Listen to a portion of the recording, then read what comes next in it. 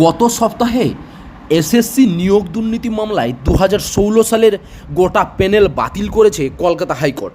কলমের খোঁচায় চাকরি হারিয়েছেন প্রায় 26,000 জন। এক ধাক্কায় এত সংখ্যক চাকরি বাতিলের সেই নজিরবিহীন ঘটনা নিয়ে শোরগোল রাজ্যে।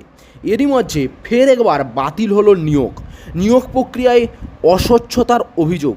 আসানসোলের কাজী নজরুল বিশ্ববিদ্যালয়ের ডেভেলপমেন্ট অ্যান্ড প্ল্যানিং অফিসার পদের নিয়োগের গোটা প্রক্রিয়া রোধ করল হাইকোর্টের বিচারপতি কৌশিক চন্দ্র। পাশাপাশি শুক্রবার এই পদে কর্তব্যরত অফিসার মহেশ্বর মালদাসের নিয়োগও বাতিল করেছেন বিচারপতি। জানা গিয়েছে, ডেভেলপমেন্ট অ্যান্ড প্ল্যানিং অফিসার পদে নিরীক্ষের জন্য 2019 সালে জানুয়ারি মাসে বিজ্ঞপ্তি জারি করে কর্তৃপক্ষ। বিজ্ঞপ্তি অনুযায়ী এই পদে নিয়োগের জন্য চাওয়া হয় স্নাতকোত্তর 55% নাম্বার ও 10 বছর কাজের অভিজ্ঞতা।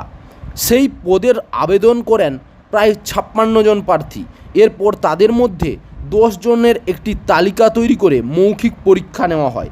10 জন নির্বাচিত প্রার্থীর তালিকায় নাম ছিল মহেশ্বর মালদাসের।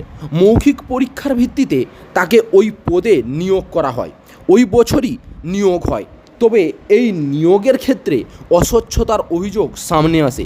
নিয়োগ স্বচ্ছতা নিয়ে প্রশ্ন তুলে হাইকোর্টের দ্বারস্থ হন দুই চাকরিপ্রার্থী।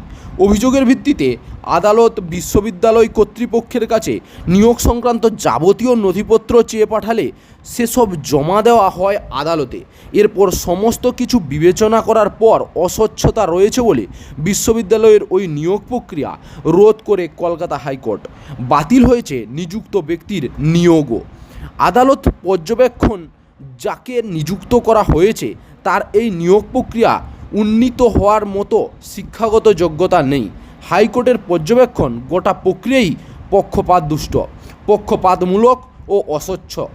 আদালতের নির্দেশ অনুযায়ী পরবর্তী পদক্ষেপ করা হবে বলে জানিয়েছে বিশ্ববিদ্যালয় কর্তৃপক্ষ।